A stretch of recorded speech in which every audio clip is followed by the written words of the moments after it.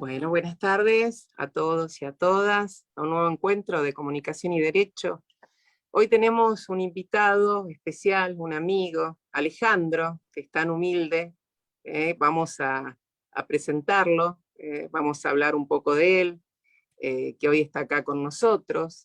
Hoy, 6 de diciembre, tenemos el honor de estar entrevistando al doctor Jorge Alejandro Amaya, como él dice para sus amigos Alejandro.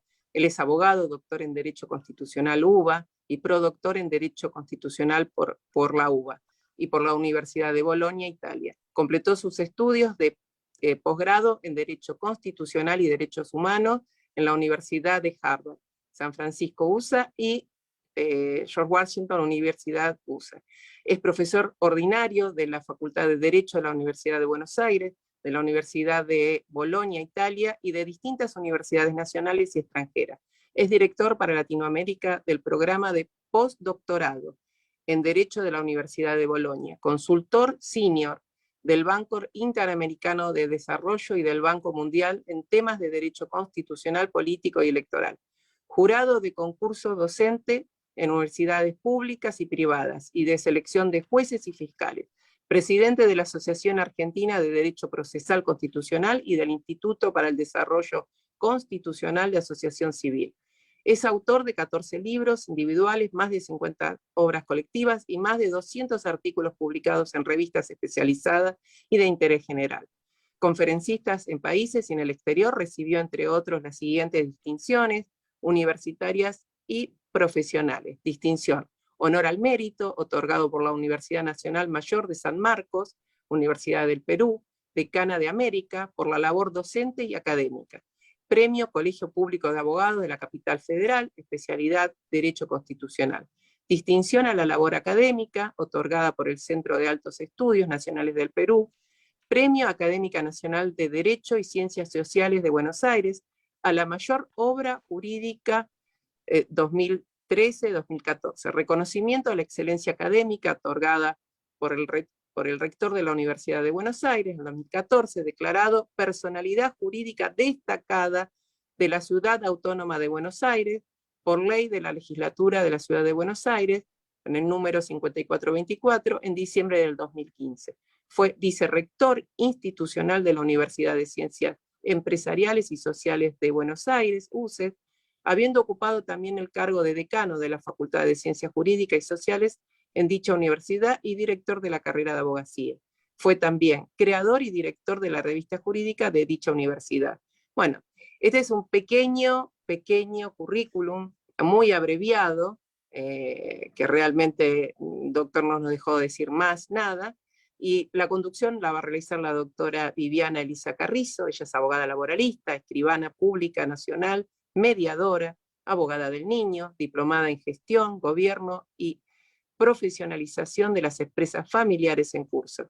Directora titular en el Consejo Directivo del Colegio de Abogados y Procuradores de Salta, prosecretaria del Colegio de Abogados y Procuradores de Salta, delegada de la Escuela de la Abogacía para Graduados de Salta, es disertante nacional e internacional, publicista. Y bueno, también la doctora no nos dejó decir más nada de su currículum, porque estamos con gente muy humilde, así que, bueno, gracias Vivi, gracias Alejandro, y Silvina, que está acá con nosotros, Silvana Esther Fernández, hermosa, que está también acá con nosotros. Compañera Y mía, gracias, de la primaria, de la muy secundaria y de la bien, universidad. No hemos y peleado, pero gracias, acá está.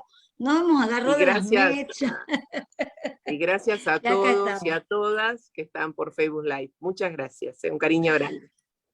Bueno, un placer estar acá con este querido profesor, maestro, ¿cómo decís vos, Andrea querida? El uno por lejos. El uno Nivel total. Dios, nivel Dios. Él se va a enojar, pero nosotros con mucho cariño queremos hacerle esta devolución. Bueno, eh, Jorge Alejandro Amaya, Alejandro para nosotros. Yo ante todo quisiera preguntarte un poco sobre tu persona, porque la verdad que en las entrevistas de derecho es un placer y la verdad que no sabía, tantas cosas hay para preguntarte de derecho político, derecho constitucional, administrativo, convencional, pero primero me gustaría que nos hablaras un poquito de vos, dónde naciste, quiénes son tus padres. La verdad que es lindo conocer la historia personal, ¿no? De estos grandes maestros como lo sos vos. Eh, la verdad que me hiciste una pregunta que ahora vas a ver por qué me sensibiliza. Te agradezco mucho Viviana, te agradezco mucho Andrea, esta posibilidad de participar y estar con ustedes y intercambiar de manera informal, lógicamente, ideas alrededor del derecho, que es lo que nos convoca a todos y la pasión de todos nosotros. Yo nací en la ciudad de Buenos Aires hace 64 años atrás. Eh, la verdad que soy un porteño federal o un federal porteño, como me defino, porque recorro el país desde muy joven. Gracias, en mi vida recorro el país desde muy joven. Y la verdad que he tenido... La Corea de Buenos Aires, la que conduce, y la Carrizo, Viviana Carrizo se hizo bien amiga, entonces la hace conducir a... Ahí está, Pedro. Sí, ahí justo está el doctor Pedro Burgos, que está muy emocionado también, que está acá en el Zoom, así que está chocho, Pedro. O sea, después vamos a escucharlo, ahora te vamos a escuchar, Alejandro. Gracias. Les contaba, nací en Buenos Aires, tengo 2 hijas, la verdad maravillosas, divinas las dos, una de 30 años, la otra de 26, una licenciada en comunicación, la otra en administración de empresas, y desde muy joven siempre me apasioné mucho con el derecho. Para mí siempre el derecho fue una pasión. Desde muy joven me dediqué al derecho constitucional. Mis primeros años, por supuesto, hice todo, pero siempre me volqué al derecho constitucional. Desde muy joven entré de ayudante en la UBA, a los 25, 26 años ya estaba comenzando mi carrera docente en la UBA. Y la verdad que quien más me impulsó en la vida del derecho fue mi padre, que no era abogado, pero sin embargo le amaba el derecho. Y realmente siempre me acompañó mucho, y digo me sensibiliza, porque me ha dejado hace poquitos días, y para mí realmente fue un golpe fuerte, porque a pesar de que somos grandes, siempre decimos que estamos preparados para la pérdida y para que se nos vayan los seres queridos, pero uno en realidad nunca está preparado, ¿no? Y en el caso de mi padre, como les contaba, me impulsó mucho, fue muy compañero mío y yo de él, tanto desde la infancia como desde la adolescencia y la adultez. Y los últimos años, afortunadamente, los compartimos muy intensamente. Hablábamos mucho de derecho, yo obviamente a partir de que, digamos, me fui formando más y capacitando más, le iba de alguna manera dialogando con él, y hablábamos mucho de derecho y de política, porque el derecho constitucional, en el cual yo me he especializado ya hace muchos años, es el intento de juridizar la política. Y la política, como res dura que es, se resiste normalmente a ser juridizada. Por lo tanto, ese interlazamiento, esa fusión que existe entre el área constitucional del derecho y la política, es una de las cosas más apasionantes que puede haber, lógicamente, y genera desafíos, lógicamente, en forma permanente, no solamente hoy desde el derecho nacional, como bien decías, Viviana, sino hoy desde el derecho internacional de los derechos humanos, claramente, ¿no? Pensemos que recientemente, digamos, hace poquito tiempo atrás, la Corte Interamericana de Derechos Humanos acaba de emitir la opinión consultiva número 28, vinculada justamente con la reelección presidencial. Así que fíjense hasta qué punto el derecho internacional hoy está incursionando en la regulación de los derechos nacionales, y ya no solamente en los derechos dogmáticos, digamos, sino también en los derechos orgánicos, en el sentido de la organización del poder, como es el tema de las reelecciones presidenciales. Así que bueno, gracias por darme la oportunidad de recordar a mi padre, que lamentablemente me ha dejado hace poquitos días atrás, pero que es un excelente momento para hacerle un homenaje también a su memoria. Bueno, desde ya nuestras condolencias y te acompañamos en este camino de juntar fuerzas para poder seguir ahora con la presencia álmica y de saber, de tener ese legado que seguramente lo debes llevar muy en tu corazón y en todos los lindos recuerdos que debes tener para compartir. Si yo, con los padres, con la madre, con los padres, yo particularmente con mi padre, que no lo tengo hace bastante tiempo, lo llevo presente, ¿no? En las charlas interminables. Mi papá era humorista, animador, conductor, una persona, bueno, yo un poco estoy haciendo ese legado de él y la verdad que, bueno, pasando, te agradezco también ese testimonio. Esto que hablábamos un poquito antes de salir al aire, la excepción de la principalidad, el derecho constitucional de los principios, me parece algo tan valioso y sobre todo en este tiempo en el que los derechos humanos son, digamos, el punto neurálgico de todos los derechos. Es decir, el derecho constitucional atraviesa, ¿no?, a todos los derechos, pero por sobre todo los derechos humanos, el derecho convencional, nuestro artículo 75, inciso 22, impregna toda la rama del derecho. Entonces me pareció muy importante esto que pasó en Colombia y me gustaría que nos cuentes un poquito de eso. Sí, cómo no, Viviana. Sin duda, como bien decís vos, hoy el derecho constitucional no es ciencia ficción, ni siquiera es solamente derecho nacional. Hoy el derecho constitucional es un derecho transformador de todas las áreas del derecho. Cuando yo estudiaba en grado, digamos, hace 40 años atrás, en la UBA, el derecho constitucional, de alguna manera, era un poco, como decía recién, ciencia ficción, porque nosotros habíamos tenido una historia de interrupciones institucionales a lo largo justamente del desarrollo del país. Por lo tanto, el derecho constitucional era un derecho que estaba allí, pero que en la práctica no se ejercía y era muy poco conocido, ¿no? La Constitución, más que una norma suprema, aparecía como una especie de acuerdo social, pero un acuerdo social poco operativo en ese sentido. Por supuesto, eso cambió, y cambió afortunadamente de una manera muy intensa. Hoy ya digamos, la referencia tanto en los escritos judiciales de los abogados como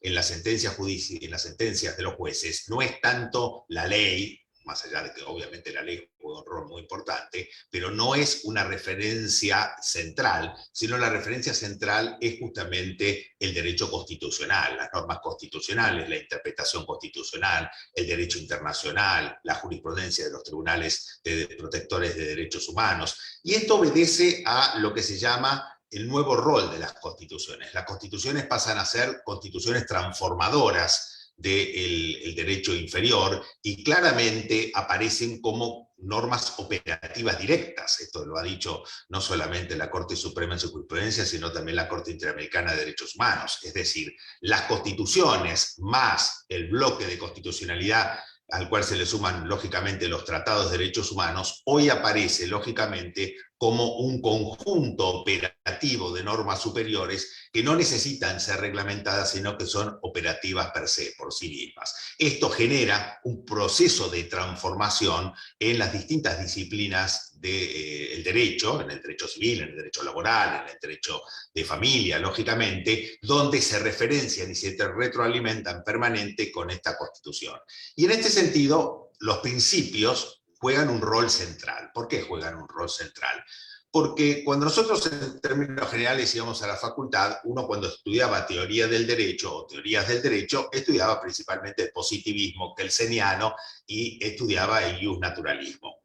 Pero de mitad del siglo XX en adelante aparece la reformulación de las teorías del derecho con dos grandes pensadores sajones, ¿no? Con Robert Alexis por un lado y con Ronald Dworkin por otro. Y este pensamiento aparece centralmente en la relación con los principios, la relación de las reglas con los principios. Las reglas típicas del positivismo esencialmente, la subsunción, digamos, del logicismo y la aspiración del logicismo, la aspiración de un derecho continental en el cual el legislador es obviamente la fuente central del derecho y hay que prever todas las situaciones posibles para que digamos, la interpretación judicial sea lo más limitada posible. Y por otro lado aparece entonces una nueva realidad con una nueva doctrina interpretativista, así llamada, el interpretativismo pregonado por Alexis y por Dworkin, donde los principios juegan un rol central. Es decir, los principios aparecen como el faro iluminador de todo el aspecto, de todo el conjunto normativo, digamos, de un país. Y acá viene un fuerte debate. Hay que reconocer que acá hay un fuerte debate, es decir, un debate sobre si, más allá de que los principios han sido siempre complementarios, lógicamente, del derecho, si el juez puede resolver, digamos, priorizando los principios por sobre las reglas, o tiene que encontrar, lógicamente, un punto de armonización entre reglas y principios. Y acá nos encontramos con un tema central, que es el aspecto más, yo diría, trascendente del rol judicial argentino, o sea, del rol de los jueces argentinos, es, como vos bien sabés, Viviana, el control de constitucionalidad. No tenemos que olvidarnos que los jueces argentinos, todos los jueces de cualquier jurisdicción y cualquier competencia, tienen la facultad del control de constitucionalidad. Esto no pasa en todo Latinoamérica. En muchos países latinoamericanos los jueces no tienen la capacidad del control de constitucionalidad, porque está depositada en un órgano centralizado, como puede ser un tribunal constitucional, o porque lo comparten con otros órganos. El único país donde, digamos, se mantiene un sistema de control de constitucionalidad, de judicial review, yo diría puro, lo más cercano al modelo americano, es en Argentina, sin ningún tipo de duda. Por lo tanto, el juez argentino es un juez muy poderoso en este sentido. Y acá viene el gran debate, porque el control de constitucionalidad nació y se desarrolló desde hace más de 200 años a partir de reglas, es decir, se construyó en base a reglas. Pero el sistema convencional, que nos viene, obviamente, finalizada la Segunda Guerra Mundial con los tratados regionales de protección de derechos humanos, se construye en la jurisprudencia de la Corte Interamericana de Derechos Humanos en base a principios, porque aparece en una nueva era, aparece en la era de los principios. Entonces, una de las grandes preguntas es, ¿principio mata regla de alguna manera o complementa regla? Y esto va a depender esencialmente de la posición ideológica que tenga, ideológica en el buen sentido estoy hablando, ¿no? Si uno se define como un constitucionalista clásico, como un neoconstitucionalista, como un neopositivista o como un interpretativista, es decir, saber qué rol ideológico posiciona cada intérprete constitucional. Entonces, hoy tenemos claramente una especie de tensión, por decirlo de esta manera, entre reglas y principios, y bueno, hay tribunales que priorizan los principios por sobre las reglas, hay tribunales que tratan de encontrar un punto de armonía entre reglas y principios.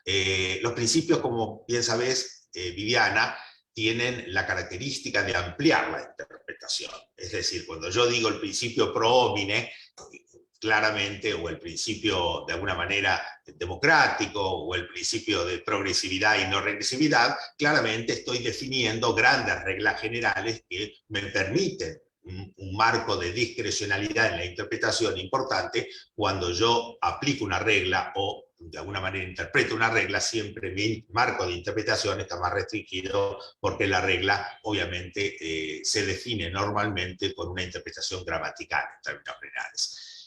Por lo tanto, este es un tema apasionante. Recuerdo un discurso del profesor Carlos Rosenkrantz, ministro de la Corte, gran profesor de teoría del derecho, en el cual él decía, bueno, tengamos muy en cuenta que el juez argentino debe resolver en base a reglas, no en base a principios. No digo que los principios no sean relevantes, los principios claramente complementan, y solamente se puede resolver en base a principios o cuando hay una laguna en el derecho, entonces entran a jugar los principios generales del derecho, o cuando el juez declara la inconstitucionalidad de la regla para tratar de priorizar en todo caso principios, o encuentra que la regla se encuentra enfrentada con principios. Por supuesto, todo esto es, como decía, una cuestión vinculada esencialmente con cuál es la posición ideológica desde el punto de vista del derecho. Estoy hablando, por supuesto, que el juez tiene, o que el intérprete constitucional, sea el juez, o sea el doctrinario o el abogado, que sea consciente de cuál es su formación en este sentido ideológica. Bien, justo también hablábamos antes de hacer la transmisión en vivo que la reforma del Código Civil y Comercial implicó, o sea, para muchos, con buena crítica y con una buena reflexión, esto de codificar los principios de derechos humanos o sea, se realizó un análisis diciendo que quizás no era necesario, pero para muchos sí lo consideraron necesario por el tema de que de otra manera no iban a tener la aplicación y la operatividad que hoy tienen, ¿no es cierto?, nuestro código civil y comercial. Ya a 6 años de la aplicación, ¿qué opinión te merece a vos o qué balance haces en relación a esto, a esta iniciativa de codificar los principios? Yo particularmente no me parece mal, o sea, a mí me parece bien que un cuerpo de derecho Sería privado. complementario, ¿no es cierto? Sería complementario como lo que vos decías hace... Sin duda, digamos, no me parece mal que un cuerpo de alguna manera general, que el cuerpo central que regula las relaciones entre particulares, como es el Código Civil, claramente establezca, digamos, o codifique principios. No me parece mal, pero son claramente complementarios porque hoy, como decíamos, el derecho convencional tiene dos características. La primera característica integra el principio de supremacía constitucional argentino por el artículo 75, inciso 22, que debe leerse, por supuesto, también en cooperación con el artículo 31 y el 27 del Código, perdón, de la Constitución Argentina. Claramente, ¿no es cierto? O sea que es complementario, el derecho convencional tiene el principio y supremacía constitucional, esto está claro. Y segundo, claramente lo ha dicho la jurisprudencia de la Corte Interamericana de Derechos Humanos, que está construida, como decíamos, en base a principios. Por lo tanto, no me parece mal, creo que hay que interpretarlo cooperativamente, como bien establece el 75, inciso 22, en su primera parte, ¿no es cierto? Es decir, los tratados de derechos humanos, es decir, deben entenderse, tienen jerarquía constitucional en las condiciones de su vigencia y tienen que entenderse complementarios, obviamente, de tanto los artículos de la primera parte de la Constitución como, lógicamente, todo el resto del ordenamiento jurídico. Hay que interpretar, digamos, todos los principios, tanto infraconstitucionales como constitucionales, de una manera que no se opongan, de una manera que no se tensionen, sino de una manera cooperativa. Esto ya lo ha dicho la Corte Suprema de Justicia, digamos, a partir de su jurisprudencia ya desde los últimos 15 años. Bien.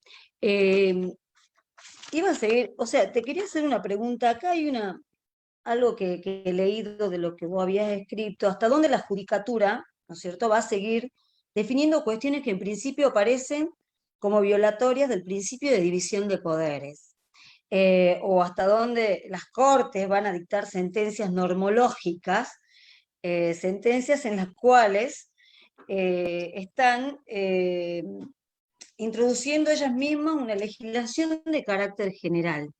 Me gustaría que ampliemos esa reflexión que me pareció muy interesante. Yo debo decirte, Viviana, yo soy neopositivista, es decir, yo no soy un interpretativista. Yo estaba describiendo cuáles son las grandes doctrinas que en este momento se enfrentan. Si vos me preguntás cuál es mi posición ideológica, yo la tengo muy clara. Yo soy neopositivista, por consiguiente, digamos, yo soy en esto un constitucionalista clásico. ¿Qué quiero decir con esto? El constitucionalismo y el neoconstitucionalismo, para poner, digamos, dos denominaciones que están tan en boga. Así, esto de neoconstitucionalismo en realidad nace en Europa, digamos, con las nuevas constituciones nacidas después de la Segunda Guerra Mundial, pero llega a Latinoamérica desde otra perspectiva, llega a Latinoamérica para, de alguna manera, definir una nueva visión del derecho constitucional más puesta en hacer efectivos los derechos humanos que en hacer efectivo el control de los poderes públicos. El constitucionalismo clásico siempre se ha preocupado por algo central, que es el control del poder público, la preocupación por controlar al poder. El poder tanto del poder político como del poder judicial. Obviamente que la preocupación central del constitucionalismo fue ponerle límites al poder político, pero también se preocupa, en términos generales, por ponerle límites al control, al poder público en general. Y dentro del poder público también está el poder judicial.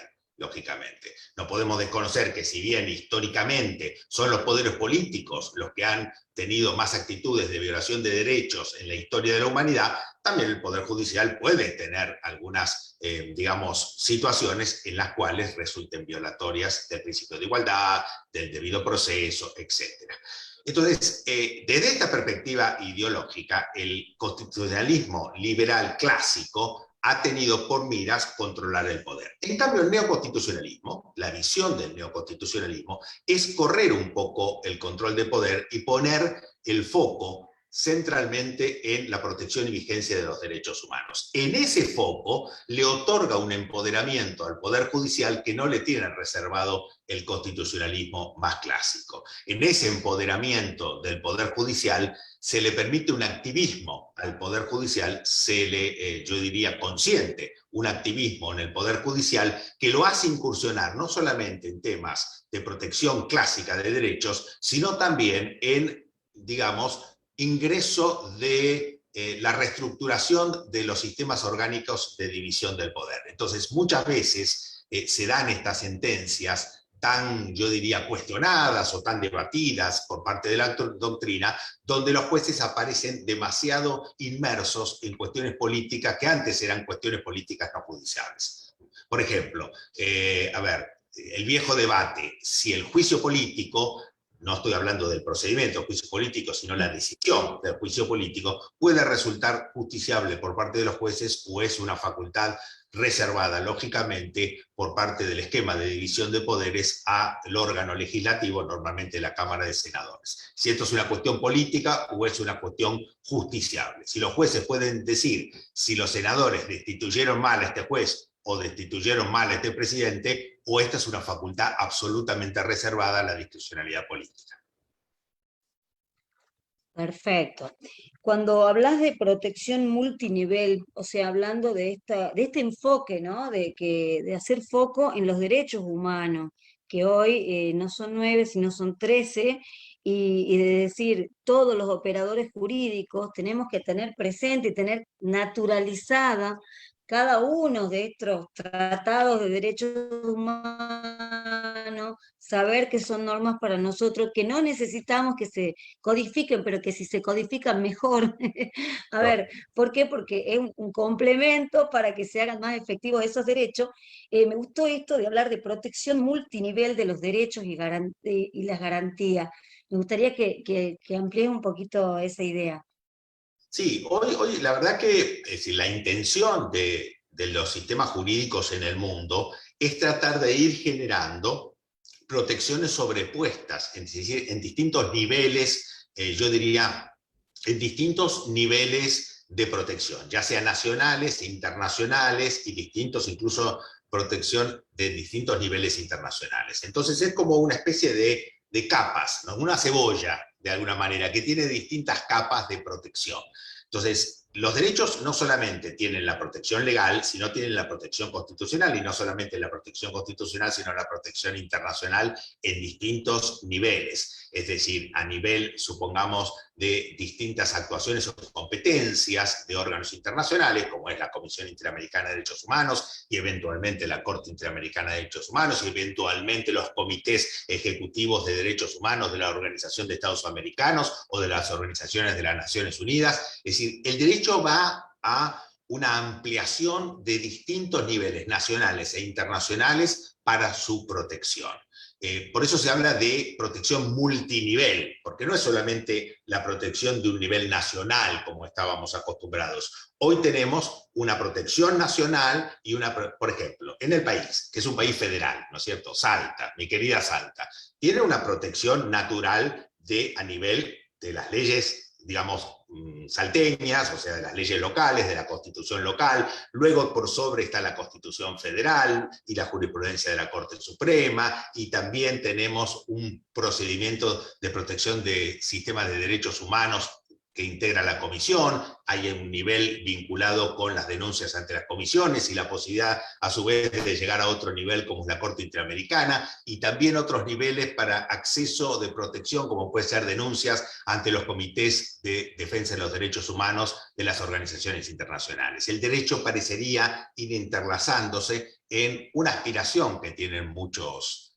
autores. Ferraioli lo pone en términos muy claros, que es una especie de ius comune universal. Así como hablamos de un ius comune, de un derecho común interamericano, la Corte Interamericana habla mucho justamente del derecho común interamericano, muchos autores ya aspiran a algo mayor, que es el derecho común universal.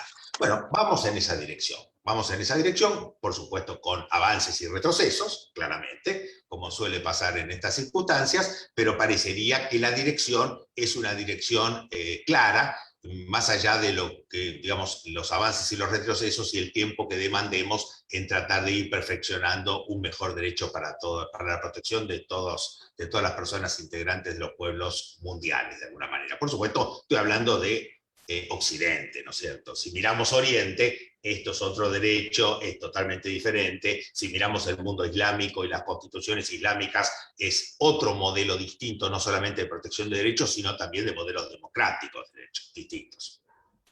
Qué lindo, ¿no? Este enfoque multinivel, el abordaje multidisciplinario. Acá, dentro de los participantes en el Zoom, está la doctora Daniela Fabier, que ella es una colega de Mendoza, autora de varios libros, laboralista, secretaria y relatora de la Corte de Justicia de Mendoza, en donde ella, bueno, sacó un libro que se llama Daño Punitivo, y donde hace un abordaje holístico de esto, la protección, digamos, a multinivel que tiene el ser humano, en este caso el trabajador, ¿no?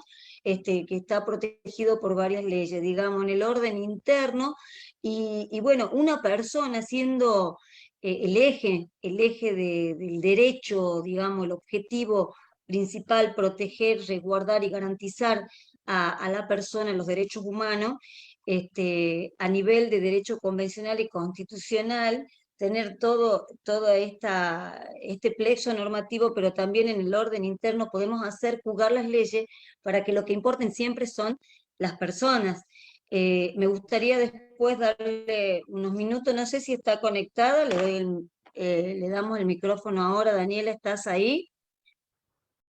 Parece que no, o no sé si no tiene audio, pero bueno, en algún momento me gustaría que hable un poquito, porque nos encanta hablar del enfoque holístico.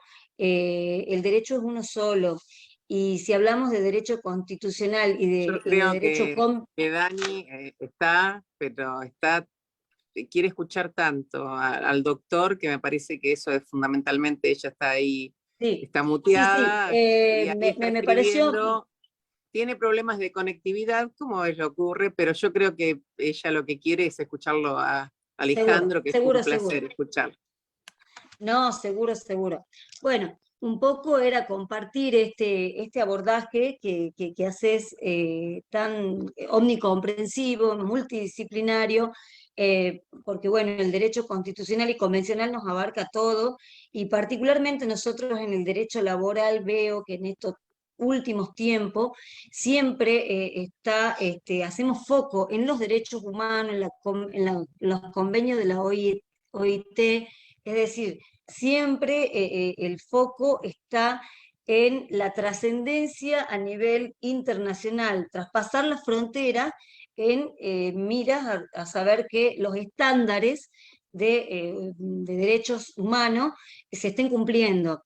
Y nosotros en la práctica diaria, en el ejercicio de la abogacía, o aquel que le toque ser el rol de juez, tenerlos presentes siempre. Entonces, por eso creo que es tan lindo todo esto que nos estás iluminando o comentando, que bueno, que nos inspira a seguir profundizando.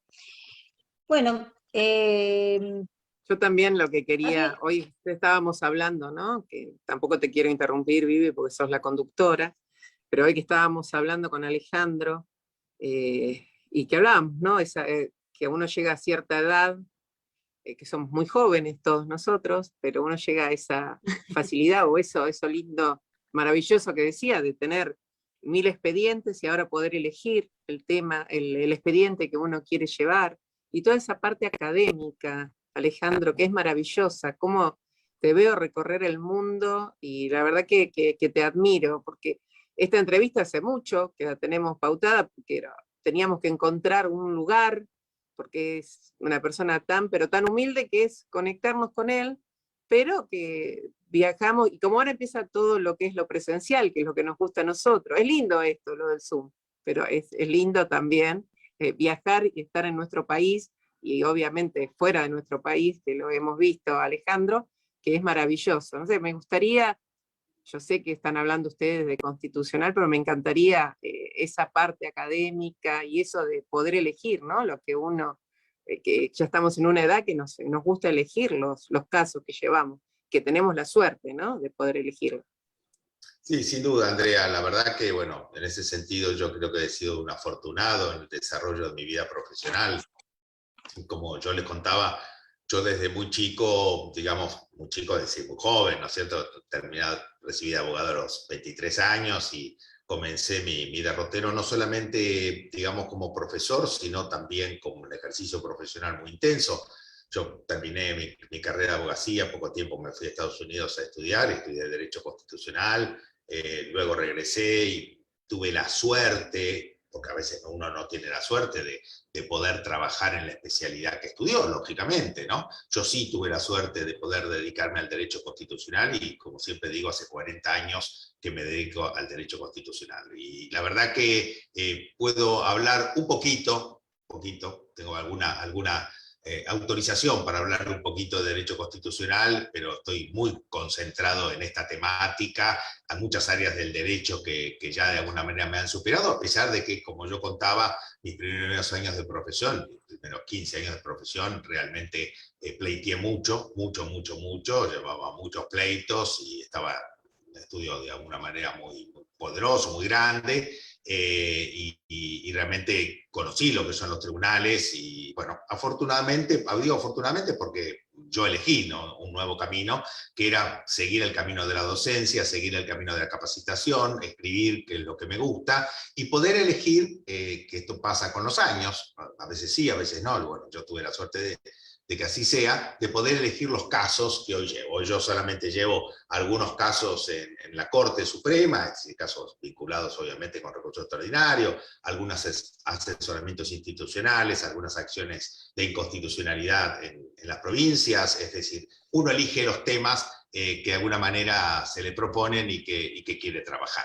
Pero hoy mi gran pasión, más allá del ejercicio profesional que sigo efectuando, porque creo que es bueno y que complementa la parte académica. Es muy difícil hablar exclusivamente de la teoría, esto puede pasar en Europa, en Estados Unidos, pero acá en la Argentina uno necesita conocer la práctica también. Pero más allá de eso, mi gran pasión es la enseñanza, es la capacitación, es el desarrollo de distintos cursos de capacitación, particularmente ahora no solamente en mi querida Universidad de Buenos Aires, sino centralmente con mi segunda casa de estudios, que es la Universidad de Bolonia, la universidad más antigua del mundo, como ustedes saben, fue fundada en el año 1087, y realmente ser director para Latinoamérica de todos los cursos jurídicos que dicta la Universidad de Bolonia en distintos países, desde México hasta Argentina, para mí es una enorme responsabilidad, un enorme honor, lógicamente, y realmente es mi gran pasión, ¿no? Como yo te contaba, Andrea, han pasado más de 3.000 personas por estos cursos, ya que está Daniela Fabier, ella debe tener conocimiento, tenemos un convenio de este año con la Corte Suprema de Justicia, justamente de Mendoza, con el Ministerio Público de Mendoza y con el Ministerio de la Defensa, también de Mendoza, la verdad, y hemos renovado, estamos en proceso ahora de renovación para el próximo año también. Todos los poderes judiciales de la Argentina, con alguna excepción, tienen convenio de capacitación con la Universidad de Bolonia, justamente, y lo mismo sucede con la Corte Suprema del Paraguay, lo mismo sucede con el Tribunal Constitucional de Chile, y también, Viviana, con la Corte Constitucional de Colombia, que justamente tú hablabas de la excepción de principialidad, justamente, y esto es una creación colombiana realmente, porque si hay un tribunal en Latinoamérica que aplica los principios muchas veces por sobre reglas y que incluso prioriza principios sobre reglas, es justamente la Corte Constitucional Colombiana, que en este sentido yo diría que es el tribunal más activista de toda Latinoamérica, sin ningún tipo de duda. Así que muchas gracias, Andrea, por permitirme desplegar esta pasión que tengo, que es justamente el derecho. Es magnífica y te admiramos un montón. Pero estuviste viajando, ahora que vuelve todo lo presencial, ¿en cuántas provincias? Porque sabemos ahora que justamente acá está nuestro presidente del foro y presidente del Colegio de Abogados de Salta, el doctor Pedro Burgos, que también está acá. Seguramente todos estamos escuchándote, por eso no queremos interrumpir, igual que la doctora Daniela Fabier, estamos todos escuchándote, y bueno, sabés lo que te admiramos.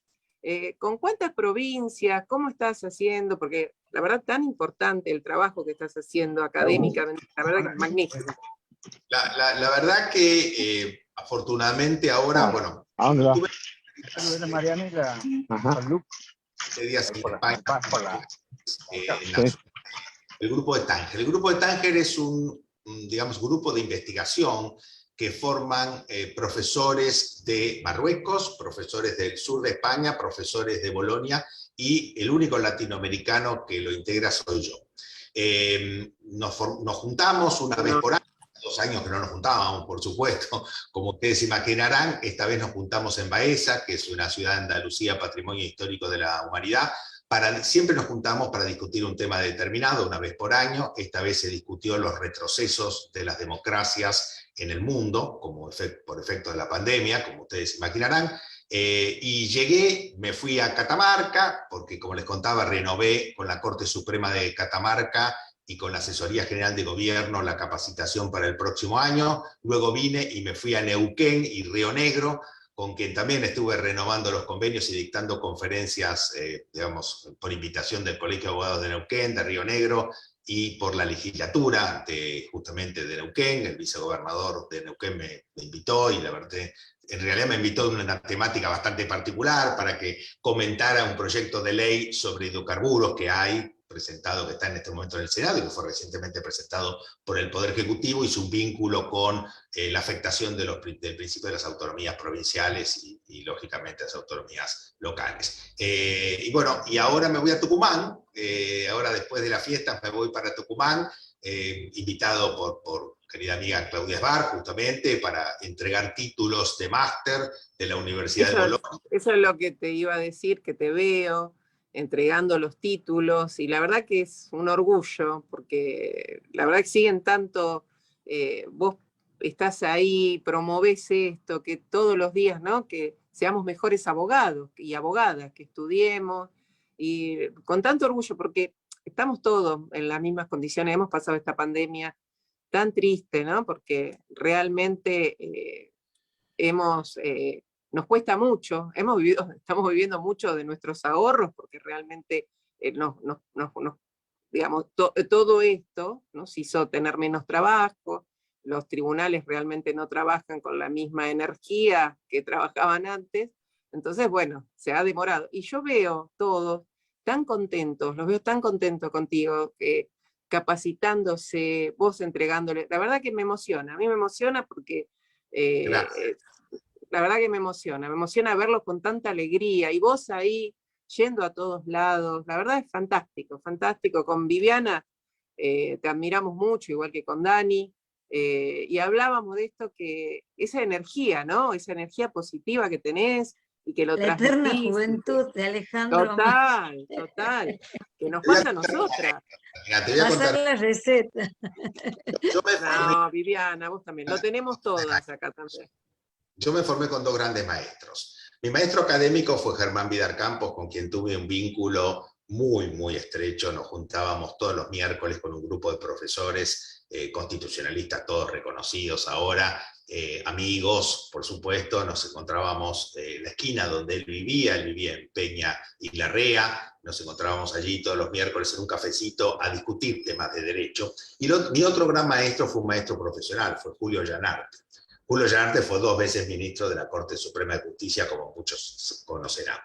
Y recuerdo que una vez me pregunta Julio Llanarte, estaba en la profesión en esa época, en el interregno, digamos, entre los 2 veces que fue a la Corte, y me dice, ¿cómo estás? Y le digo, no hay tanto trabajo. Y me dijo algo, un caso, me dice, mejor es la oportunidad para capacitarse y prepararse para cuando haya trabajo.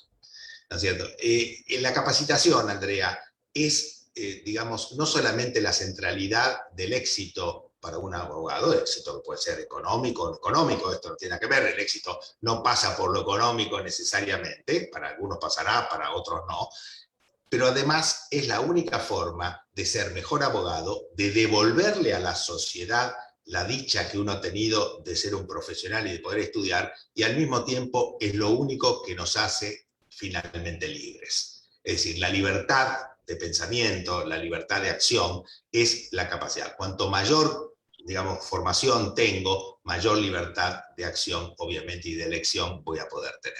Así que para mí la capacitación es el núcleo central, la educación, como se habla más directamente, es el núcleo central de cualquier país. Lamentablemente, nuestro país no tiene la intensidad que debería tener la educación, no tiene la priorización que debería tener la educación, y lamentablemente las Y estadísticas... Alejandro, y que la tuvo, ¿no? Porque realmente hemos tenido maestros y maestras tan magníficos y magníficas que es verdad lo que decís, y eso nos pone triste, y la verdad por eso, además, que sos un genio total, como decíamos recién, nivel Dios, pero con respeto lo estamos diciendo, porque no queremos ofender a nadie que sea religioso, porque tampoco no queremos decir nada que fuera de lugar, pero la verdad que te admiramos tanto, estamos tan contentas, y acá, justamente acá, Viviana, no sé si Dani quería decir algo, porque sé que tenía mala conectividad, pero Dani, no sé si querías decir algo.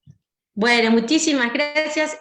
Un placer estar en este mosaico maravilloso con el profesor Amaya. Te cuento que soy alumna de la especialización de la Universidad de Bolonia, gracias a ese convenio que han hecho con el Poder Judicial de la provincia de Mendoza, así que estoy cursando y sacándole muchísimo provecho.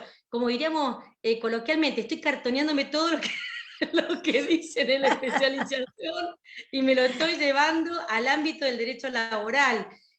Porque ya sabes, Jorge, que yo soy especialista en Derecho del Trabajo. Así Sí. que la verdad que la Constitución hay que llevarla bajo el brazo, ¿no? Es decir, una herramienta realmente importantísima. Lo que yo estoy aprendiendo en esa especialización con unos profesores de altísimo nivel como Amaya y otros tantos que hay allí, la estoy aprovechando un montón. Y ¿sabés qué me impresiona?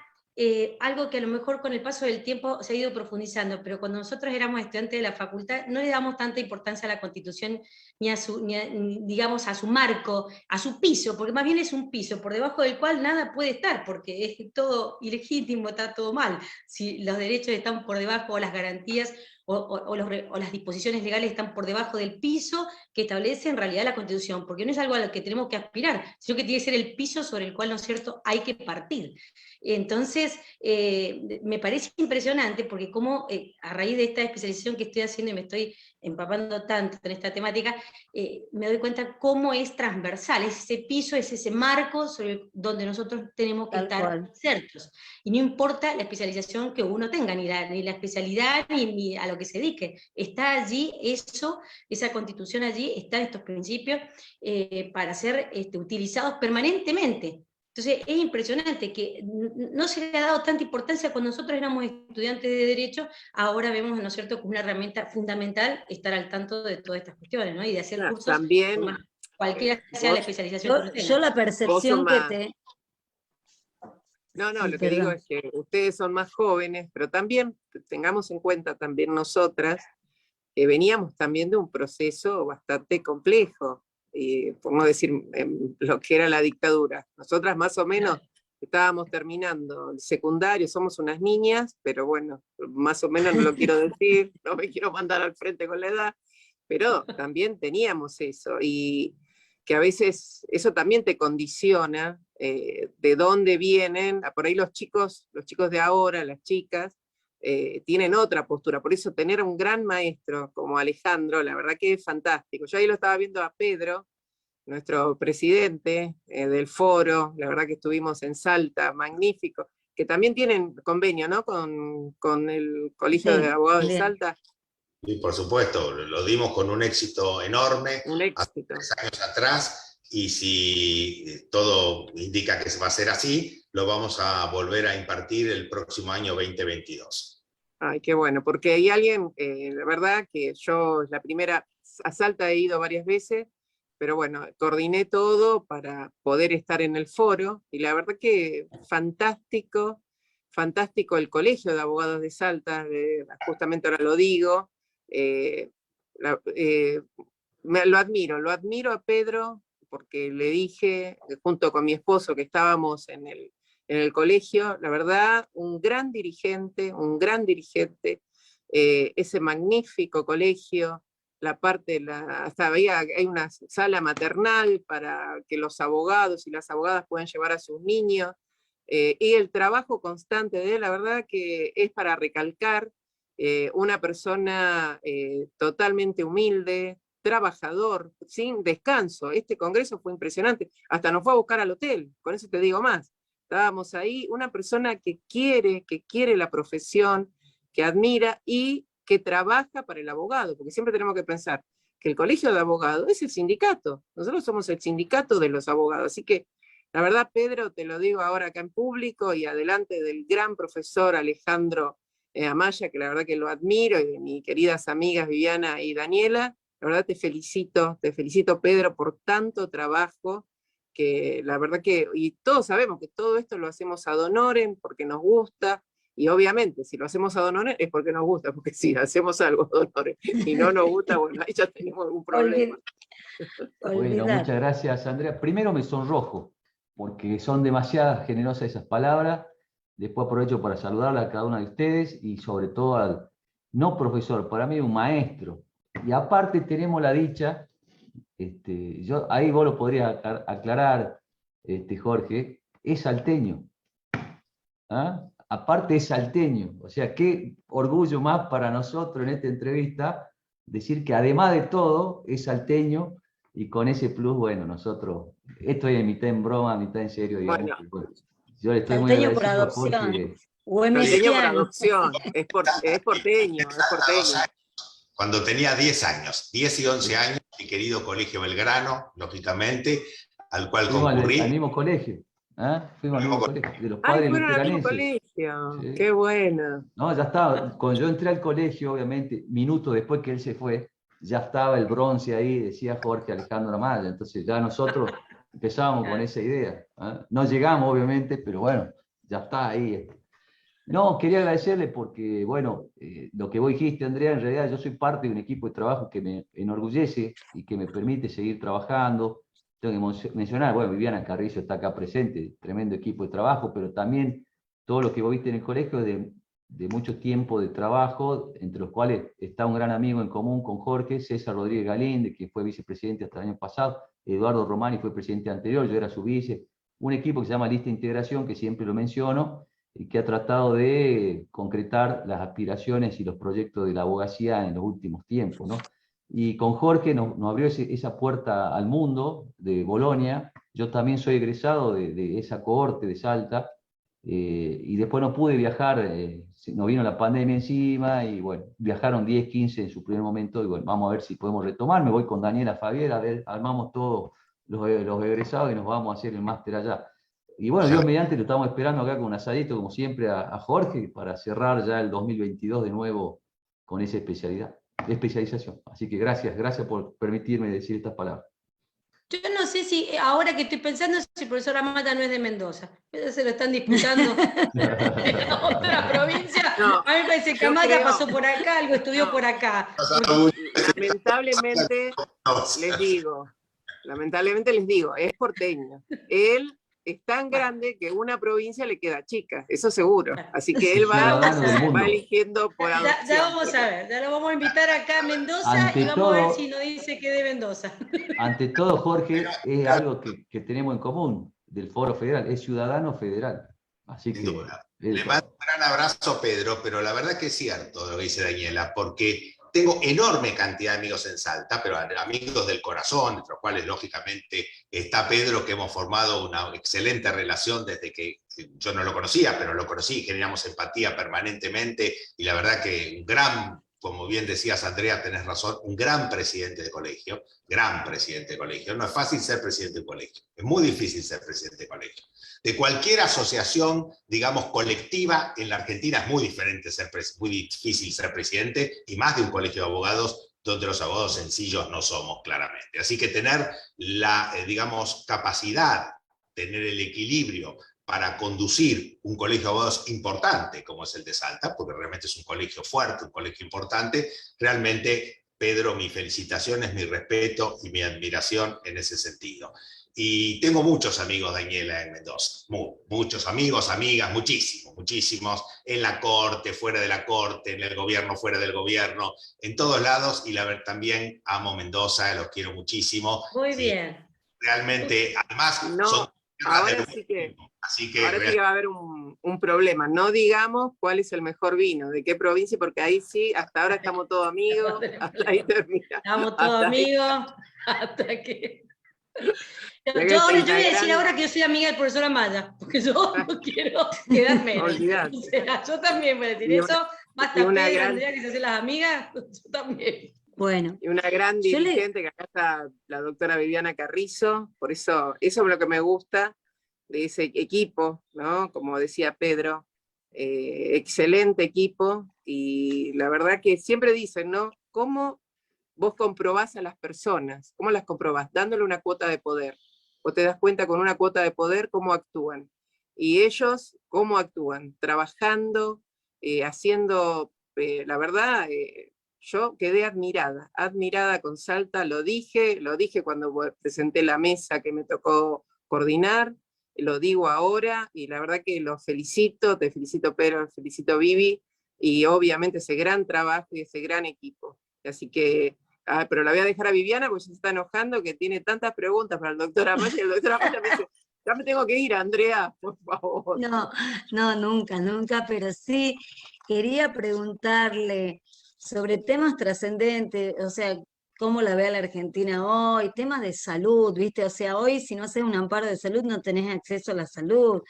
El tema de los piquetes en el norte, nosotros permanentemente, por lo menos 2 o 3 veces por semana tenemos piqueteros, en este caso de los pueblos originarios, en donde los reclamos son justos y donde evidentemente la justicia no está llegando, no están llegando el poder administrativo, no está llegando la dirigencia en todas sus facetas, no llegan. Nosotros convivimos con 9 etnias, no es fácil, y estamos lejos, con muchos son endémica. Entonces creo que si todos los operadores jurídicos, no sé qué opinás vos Alejandro, tuviéramos más internalizados los principios del derecho constitucional y convencional, la historia sería distinta. Y yo creo, sinceramente, a mí me apasiona, ¿no? Acá vino a disertar en varias oportunidades a Tartagal el doctor Edgardo Lludgar, que es un referente a nivel nacional e internacional en temas de derechos humanos y bueno, y de todo lo que tiene que ver con control de constitucionalidad y convencionalidad. Pero me gustaría que vos nos dé tu mirada, tu reflexión en relación a esto que estamos viviendo, en donde el acceso a la justicia para los vulnerables, para la gente en situación de pobreza, más en nuestro contexto. Te estoy hablando del norte salteño y donde lo veo y donde lo vivo y convivo con todo ese contexto. Me gustaría que des tu opinión. ¿Cómo? Vos me decís que el derecho constitucional es transformador, ni lo dudo. Y esta mirada, esta reflexión sobre me encantó esa acción de los principios, que creo que la tenemos que implementar y hacerla nuestra y comenzar nosotros los abogados a hacer excepcional. Bueno, una reflexión sobre esto quisiera que me des. Gracias, Viviana. La verdad que tocaste muchos temas muy profundos, muy sensibles para cualquier persona que ama el derecho y que ama la democracia. Pero la verdad que vos me preguntás sobre la Argentina y la verdad que debo decirte que el país me duele. Te tengo que decir que a mí particularmente el país me duele. No era el país que yo imaginé llegar a la edad que tengo, no era el país que yo imaginé cuando me recibí de abogado y empecé a abogar de alguna manera por los derechos.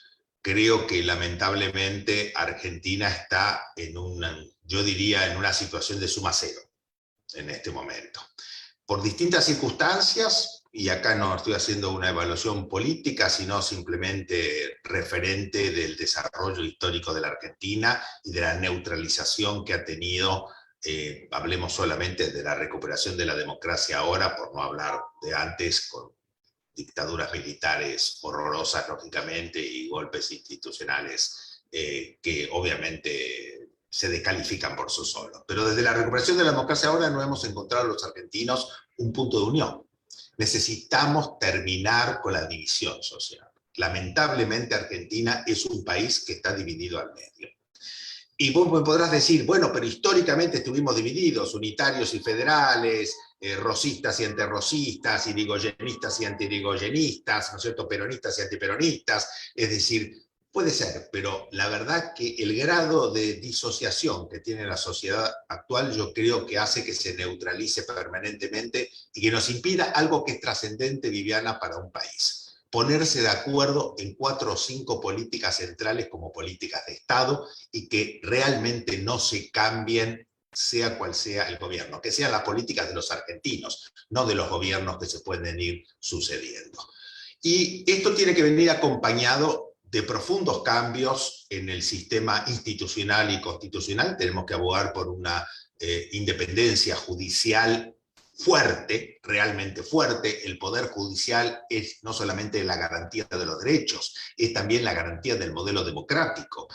Cuando el diseño del sistema constitucional argentino hablaba de que el poder judicial es un poder contramayoritario y algún sector de la política interpretó esto como que estaba en contra de las mayorías, obviamente adrede con una intencionalidad política, es un enorme error. El poder judicial en el modelo argentino es contramayoritario porque controla las mayorías, porque tiene por finalidad central controlar obviamente los procesos, no ponerle límites y piedras a la mayoría, no, controlar para que las mayorías justamente no abusen y no desvirtúen los derechos minoritarios centralmente, los derechos de los pueblos originarios, los derechos de las discapacidades, los derechos de las minorías ideológicas, los derechos de las minorías sexuales, los derechos de las distintas minorías, y ustedes que son todas mujeres, sacándolo a Pedro en este caso y a mí, que ahora se ha desconectado, ¿no es cierto?, saben muy bien de lo que estoy hablando porque han sufrido la discriminación y todavía lo siguen sufriendo en muchos ámbitos.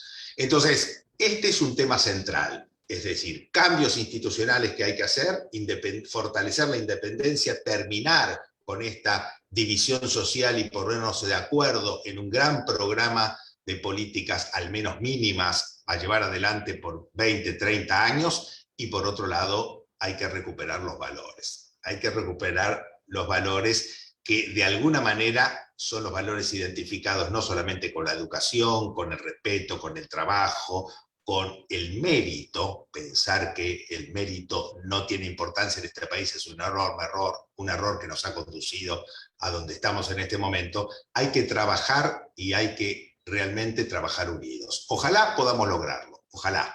Yo la verdad que tengo algún escepticismo en algunos ámbitos y por ahí tengo algún optimismo, obviamente en otros, como a todos nos pasa. Pero la única solución es encontrar puntos de acuerdo, la única solución es poder finalmente encontrar un poco de paz en la sociedad argentina para que nos conduzca al crecimiento y no al retroceso como todas las estadísticas vienen marcando, querida Viviana. Lamentablemente esto no es una opinión, estos objetivos son datos objetivos. Miremos simplemente los datos económicos, miremos los datos institucionales, miremos los datos educacionales, simplemente como un ejemplo, y nos vamos dando cuenta que la Argentina no avanza sino retrocede. Sí, coincido en mucho de lo que dijiste, significativas palabras, la verdad, y una visión en donde realmente de una vez por todas creo que me gustó esto de que tendríamos que tener acuerdos, consensos en determinados puntos que no son negociables, que son como nuestros principios pétreos de la Constitución, en los que, no sé, o sea, no importa el partido, no importa la figura, sino importa el rumbo, una visión compartida de saber que estamos todos unidos en la misma para poder lograr erradicar la pobreza y bueno, y tantas otras cosas que que también te quería preguntar. Por ejemplo, nosotros tenemos ahora un gran flagelo que es el agua. Hace unos años atrás nosotros veíamos hablar del agua como algo que le pasaba a los otros, como algo que ocurría en África, y hoy lo estamos viviendo en carne propia, y vemos que el poder político no está a la altura de las circunstancias para manejar estos contextos de situación de emergencia, en donde, bueno, nuestra Constitución y estos principios constitucionales son nuestra herramienta y nuestro marco de protección más grande que tenemos, no tenemos otro, y en donde tenemos que hacer foco en eso, y bueno, pero bueno, ya lo contestaste. A mí me gustaría, volviendo al control de constitucionalidad, que como una herramienta, ¿no? Que tenemos, el control de constitucionalidad y convencionalidad, esta distinción que vos hacés entre los modelos y los sistemas, es decir,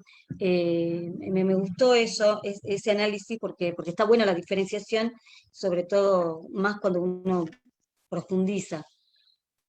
Sí, en realidad es una clasificación pedagógica. Una clasificación, pero como hay muchos abogados y les interesa, me dijeron que te pregunte esto también, por eso te lo pregunto. Pedagógica que creo que es justamente pedagógica para poder comprender el desarrollo histórico y actual, obviamente, del control de constitucionalidad y convencionalidad. Y distingo lo que son los modelos de control de lo que son los sistemas de control. Cuando hablo de modelos de control, me estoy refiriendo a las herramientas de construcción de garantía del principio de supremacía constitucional que tuvieron razones históricas, filosóficas, institucionales, económicas propias, que lo configuraron como un modelo, como un auténtico modelo, que luego fue seguido, total o parcialmente, por los países para construir sus propios sistemas de control de constitucionalidad. Entonces, los modelos, históricamente, en la historia del desarrollo del control de constitucionalidad, fueron 4, a mi criterio. El modelo parlamentario de control que tiene Inglaterra, el modelo de la judicial review, o control judicial que tiene Estados Unidos y Argentina, que es uno de los más intensos copiados en Latinoamérica, el modelo concentrado o de tribunal constitucional que diseñó Europa principalmente, y el modelo político o francés que diseñaron los franceses. Los demás, todos los países, lo que han hecho es tomar en sus diseños de control de constitucionalidad, en sus constituciones normalmente, a veces por creación pretoriana, pero normalmente el control de constitucionalidad está construido en las constituciones, todas las provincias construyen a través de algún capítulo las facultades, lógicamente, del control por parte de los jueces, la Corte Suprema, las vías de acceso, etc. Esos son sistemas de control, porque en realidad no fueron originarios, sino tomaron características de uno o más modelos de control de constitucionalidad. Es una clasificación pedagógica para poder comprender cómo nace el control, por qué el control se deposita en el Parlamento o en un juez o en un órgano especializado, y cómo los sistemas de control se han de alguna manera caracterizado por construirse tomando características de estos modelos. Si vos mirás, Viviana, Latinoamérica, te vas a dar cuenta que es un crisol de sistemas de control de constitucionalidad distintos. No hay uno igual al otro, ni siquiera parecidos. Son todos muy diferentes. Argentina, Paraguay, Chile, Bolivia, Brasil, Perú, Colombia, Ecuador, tienen todos sistemas de control de constitucionalidad distintos. Algunas características comunes, pero muchas diferenciales.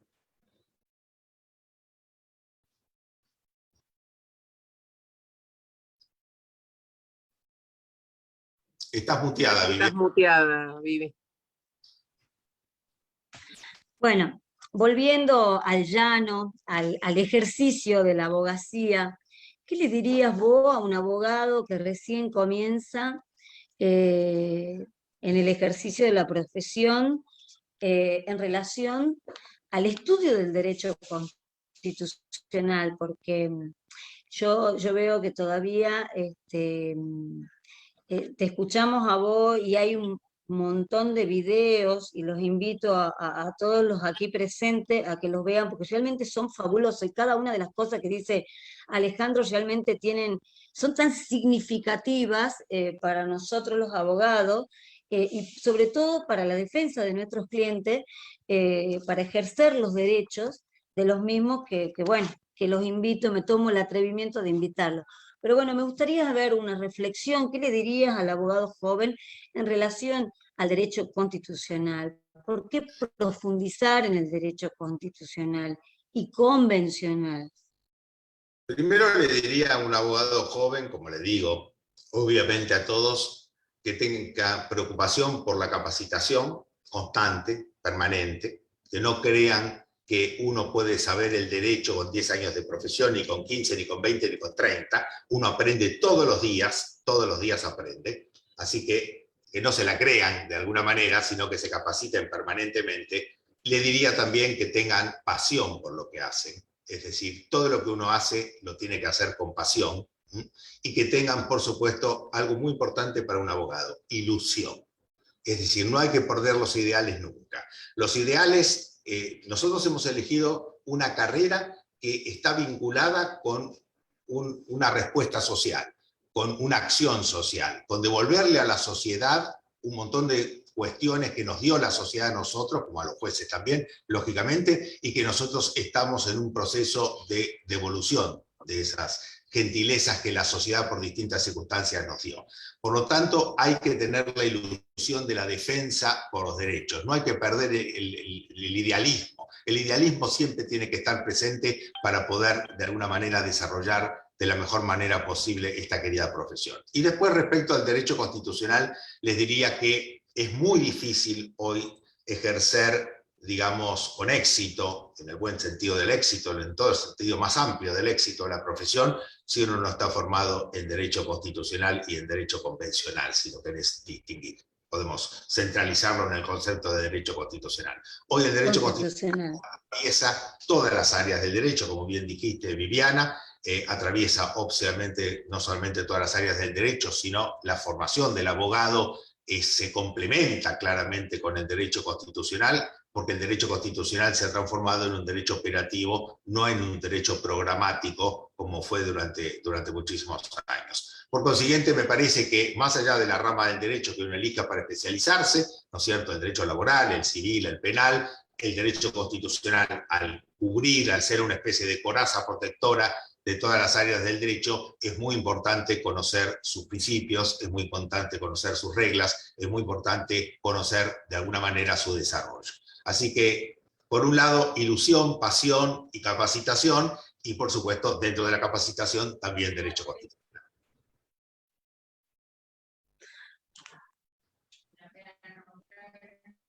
Bueno, muchísimas gracias. Y la verdad que esto que estás diciendo lo decís desde un testimonio de vida y de pasión por el derecho, de ejercicio, y en donde hoy, como nos dijiste al principio, vos decís, puedo elegir cómo vivir, cómo seguir de acá para adelante con esta pasión, después de haber, bueno, tenido tantas experiencias y haber vivenciado el derecho desde distintos lugares.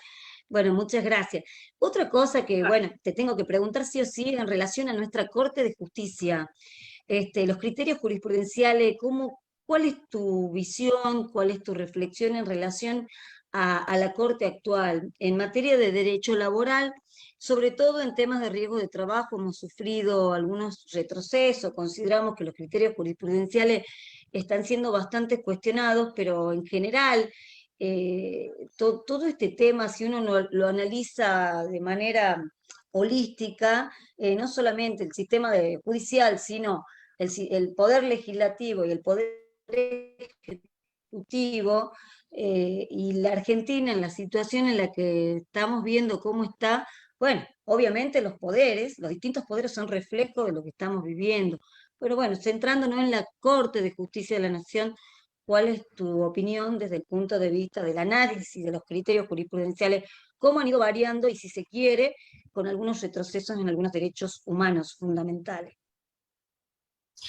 Yo particularmente lo que me parece que la dificultad que tiene la Corte en la actual composición, es decir, la jurisprudencia de los últimos 5 años, de alguna manera, de la Corte Suprema, es como decía hace poco tiempo atrás en Río Negro, pocos días atrás, en una conferencia justamente para el Poder Judicial del Colegio de Abogados, es la difícil formación de consensos. Es decir, si vos mirás la jurisprudencia de los últimos 5 años de la Corte, en temas paradigmáticos, trascendentes, distintas áreas del derecho, ¿no es cierto?, vas a encontrar con que la Corte tiene la dificultad de construir en un tribunal colegiado un consenso fuerte que se transforme en un precedente de cumplimiento obligatorio. Es decir, la Corte tiene la aspiración de que su jurisprudencia sea obligatoria, no solamente en la interpretación del derecho federal, lógicamente, sino también en la interpretación del derecho común, sino también en la interpretación del derecho común. Si vos mirás uno de los últimos fallos de la Corte, el caso Fariña, vas a encontrar que revoca una decisión de la Corte Suprema de la provincia de Buenos Aires, porque la Corte de la provincia discrepa en torno a la interpretación de un artículo del Código Penal y del Código Procesal Penal. Es decir, la Corte quiere que también su interpretación del derecho común torne de cumplimiento obligatorio para los tribunales inferiores. Es decir, quiere construir una doctrina del stare decisis, quiere construir una doctrina del precedente obligatorio, como hizo la Corte Suprema Americana en Cooper versus Aaron en el año 1958, a raíz del desconocimiento por algunos estados del sur de los Estados Unidos del famoso caso Board, que la Corte había tratado de poner fin a la desigualdad que implicaba la educación para personas de color o la educación para personas de raza blanca. Entonces, la Corte pretende esto, pero como vos bien sabés, nosotros tenemos una dificultad, yo diría casi ideológica o filosófica, que es que nosotros tenemos una constitución de raíz anglosajona, como es la Constitución argentina, basada en el molde de la Constitución de los Estados Unidos, la Constitución Federal Americana de 1787, claramente una constitución de raíz anglosajona, claramente un modelo que viene de ver a la jurisprudencia, al juez como la fuente central del derecho, y un sistema infraconstitucional de raíz continental, es decir, donde la principal fuente del derecho es la ley. Entonces, en este sentido, siempre históricamente ha sido tensionante esta ambición de la Corte de hacer de su jurisprudencia un cumplimiento férreamente obligatorio, una doctrina del stare decisis. Bien, pero esto nos encontramos, yo estoy a favor de esto, claro, lo tengo escrito hace muchos años. Yo estoy a favor de que la jurisprudencia de la Corte sea obligatorio, porque cada vez que la Corte interpreta un caso y decide un caso, lo hace en el marco de un caso constitucional, sea que interprete derecho federal o interprete derecho común. Pero acá tenemos una dificultad, y la dificultad es que para que un precedente, para que un fallo de un tribunal colegiado tenga, es decir, la autoridad de precedente, tiene que tener un consenso fuerte mínimo. Y en un tribunal de 5, o de 4 en este momento, pero digamos numéricamente en un tribunal de 5, 3 es una mayoría mínima e inestable. La teoría de Nash, obviamente. Es inestable, ¿por qué? Porque uno puede variar la opinión en cualquier momento. Y en un tribunal de 5, 3 es una minoría demasiado escueta. Por lo tanto, yo tengo que construir consensos. Este problema de construir consensos también se ve lógicamente en los tribunales colegiados. Tengo que construir consensos que me generen argumentaciones fuertes para que, cuando yo tengo un sistema donde no tengo una norma que diga que los fallos de la Corte Suprema son obligatorios, si yo tuviera una norma en la Constitución o en la ley, obviamente, de organización judicial sería otra cosa. Si vos mirás, Viviana, todas las constituciones latinoamericanas tienen una norma que dicen que los fallos de la Corte Suprema o del Tribunal Constitucional son obligatorios para los jueces inferiores y para el resto de los poderes públicos, todas, menos la Argentina. Entonces, claramente, al no tener esta norma, necesito construir una doctrina de fuertes consensos. El gran problema de la Corte de los últimos 5 años es que si vos mirás todos los fallos paradigmáticos, vas a encontrar mayorías mínimas e inestables y con fragmentación de votos. Es decir, cada uno por su voto o varios con votos concurrentes. ¿Cuál es el problema de esto en la construcción de una decisión en tribunal colegiado? que corre en riesgo siempre el principio de congruencia de la sentencia, porque no alcanza para que se convenza de una argumentación fuerte que coincidan en la parte dispositiva. Tienen que coincidir en los argumentos, es decir, la doctrina del precedente tiene que ser del precedente cuantitativo y del precedente cualitativo en este sentido. Yo creo que ahí está el problema de la dispersión justamente que se está generando de alguna manera en la Corte, en los distintos argumentos y en las distintas posiciones. No logran los consensos mínimos necesarios para sentar jurisprudencia, digamos, de fuerte afianzamiento hacia los tribunales inferiores. Alejandro, pero esto no siempre ha sido así, esto se nota en estos últimos tiempos, porque antes es como que pueden haber habido oscilaciones, pero había yo lo que noto es como que aquellos que integran una corte o el sistema judicial estaba como consensuado de saber que estos fallos que son generadores de jurisprudencia, tienen que estar a la altura de las circunstancias, pero ahora es como que está todo es como incierto, esto con minorías, es decir, con consensos mínimos, y es como que, bueno, nos deja a todos los operadores jurídicos también en esa situación de incertidumbre, sobre todo, bueno, al justiciable ni te digo, porque es el que más vulnerable, es el que en mayor situación de vulnerabilidad se encuentra ante esta inestabilidad, por ponerle un nombre, ¿no? Eh, bueno, no sé si, me parece que Daniela, no sé si quería hacer ahí alguna pregunta en relación a este tema, ahí opinaba como si fuera un tribunal de casación. Claro, No sé trata la si- Corte de ser un tribunal de casación, de alguna manera, pero a esta problemática que vos bien ilustrás, de estas decisiones fragmentadas y de estas mayorías tan endebles, no se suma el costo de los derechos constitucionales, ¿no? Entonces, bueno, eso también genera que tengamos algunos fallos donde realmente se ha tirado por tierra derechos fundamentales en materia laboral, donde hemos vivido algunos retrocesos importantes y además que si vos lo trasladas a otras materias, la Corte no decide de la misma manera, ¿no? Entonces hasta eso es problemática uno está observando, ¿no? Es decir, que en materia laboral dice una cosa y con referencia a cosas que debería decir de la misma manera en otras materias dice otra, ¿no? Eso también lo hace todavía más endeble. Bueno, ese sería mi comentario. Lamentablemente creo que estamos atravesando un momento bastante duro. Y bueno, la lástima es esto de que lo que cuesta parece que no tiene derecho a ser reconocido, sobre todo en materia laboral, que estamos sufriendo tanto acá. Bueno, esa sería mi reflexión. Sí, seguramente yo no soy un experto en derecho laboral, Daniela, como sabes, ¿no es cierto? Es decir, digamos, no estoy tan al tanto como seguramente están ustedes de la jurisprudencia de la Corte en temas justamente relacionados con derecho laboral. Vos sabés que incluso con cualquier área del derecho, no solamente uno se especializa en un área constitucional, en mi caso, sino que dentro del constitucional uno se especializa también en determinadas temáticas que ha trabajado a lo largo con mayor intensidad que otras. Así que el derecho laboral, digamos, no estoy tan al tanto como lo tuyo, pero lo que vos de alguna manera caracterizás, que es, digamos, la distinta vara de medida, ¿no es cierto?, que está señalando de la Corte para la protección de unos derechos y para la protección de otros derechos.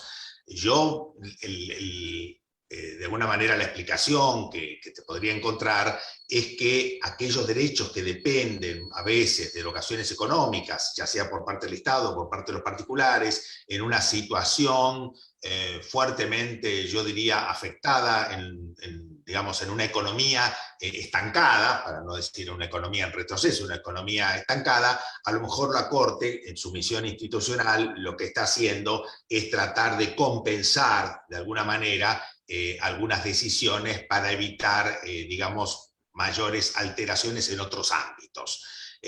Nosotros tenemos que tener siempre en cuenta algo, ¿no? Las Cortes Supremas, esto me lo enseñó Yanarte siempre, las Cortes Supremas no solamente tienen una visión específica de la garantía de los derechos centralmente individuales o grupales, sino también tienen que tener una visión estratégica, lógicamente, en lo que hace a sus decisiones, porque sus sentencias impactan en distintos ámbitos, más allá que parezca que solamente están destinadas a un área específica. A lo mejor quizás parte de la explicación en esta disparidad que Daniela señalaba en la protección de determinados derechos podría estar o encontrarse en esta, digamos, posicionamiento de la Corte en torno a una situación estratégica en función de cuál es la situación argentina en este momento, ¿no? Es una explicación de un constitucionalista. No, yo la verdad que me parece que estamos ya el tiempo acá de Alejandro, ¿no? ¿Qué decís, Vivi, Dani? La Sí, verdad sí, que eso. me había dicho, ¿cuánto tiempo? Y más o menos media hora, 40. Yo creo que ella sabía que no iba a ser ese tiempo, pero es tan generoso Mi y es vida. tan divino. Es tan Sí, generoso que sí. ya vamos casi 2 horas y la verdad que escucharlo a él es Hemos aprender. abusado públicamente de ti, Alejandro. Así que te pedimos disculpas, pero es una... Un gusto enorme, tanto a Andrea, a Viviana, a Daniela, que tengo el gusto de conocerla ahora por Zoom, un gusto enorme estar con ustedes. Si es para Salta, para mí es mi Salta la Linda, mis recuerdos de la infancia, en el Cerro San Bernardo, en el colegio, lógicamente, Belgrano, en esa avenida Belgrano, donde yo vivía justamente. Así que para mí es siempre, voy a estar siempre a disposición de los salteños, que son mis hermanos. Totalmente, acá estamos, Bueno, muchas gracias. de Mendoza, San Juan y Buenos Aires, así que estamos, que todos te reclamamos para nosotros, vos sos de las 3 provincias y más, vamos a seguir Y con todo Silvana, que en está de Jujuy. Claro, y fundamentalmente es eso, compartimos lo que hablabas vos de cómo se deja de lado el mérito, que realmente el mérito es lo que nos hace mejores abogados y mejores abogadas, que realmente eso es lo que ¿qué es lo que uno quiere con los hijos? A nosotros, a los hijos, ¿qué le decimos? Queremos lo mejor, queremos que sean los mejores, y las mejores ¿para qué? Para que tengamos un mejor país.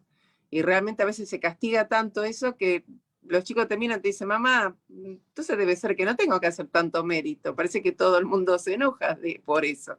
Así que realmente valoramos tus palabras, estamos muy orgullosos de tenerte y no sé si, Vivi, vos querías hacer un cierre para que ya... Una reflexión final. Perdón, Vivi, un comentario más respecto de lo que dijo Andrea. Yo creo que hay una mala interpretación del concepto de mérito, porque se identifica el mérito con la ambición económica, o se identifica el mérito como conducción a una potencialidad económica. El mérito no significa esto. El mérito significa ser mejor persona, en el ámbito que uno decida ser mejor persona. El mérito significa tener meritocracia por la ambición de crecer como ser humano. Esta es la real definición del mérito, no el hecho de que si yo, digamos, soy mejor para tener más plata. Y yo creo que acá hay una confusión, ¿no? El mérito es uno de los caminos para ser una mejor persona y para ser un mejor ser humano. Esto es lo que me parece que hay que tratar de transmitir. Mira, me gustaría, así como para ir cerrando, hablando sobre este tema, nosotros los que hacemos derecho laboral tenemos el derecho de los trabajadores y ahora con este proyecto Mochila Argentina y otros proyectos que andan dando vuelta en donde surgieron como una alternativa como para reflotar el tema de la producción, el tema de la desocupación, de poder registrar más gente. Bueno, creo que siempre estamos en esto que vos señalaste al principio, en esta Argentina dual, en esta Argentina dividida, en esta grieta, no sé si la palabra correcta, pero bueno, la ilustra bien porque es así, es lo que estamos viviendo, blanco, negro, River, Boca, y la política y la situación actual de nuestra Argentina está así, es como un River Boca, y realmente ahí